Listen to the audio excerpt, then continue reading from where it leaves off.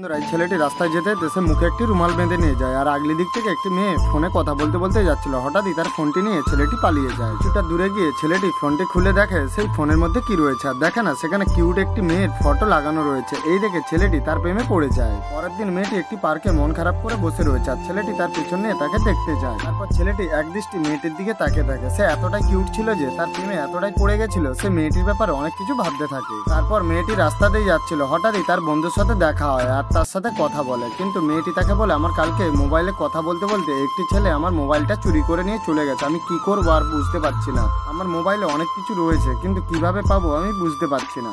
এদিকে ছেলেটি মেয়েটিকে ফলো করছিল আর সে সমস্ত কিছু শুনে নেয়। তারপর মেয়েটি ওখান থেকে চলে যায় আর ছেলেটি তার দিকে তাকিয়ে থাকে আর ছেলেটি চিন্তা করে যে মোবাইলটা আমাকে ফেরত দিয়ে দিতে হবে। পরের দিন মেয়েটি আবারও পার্কে বসে মন খারাপ করে রয়েছে। তো বন্ধুরা, আপনারা যদি দ্বিতীয়বার দেখতে চান অবশ্যই ভিডিওটাতে লাইক করে চ্যানেলটা সাবস্ক্রাইব করে নেবেন।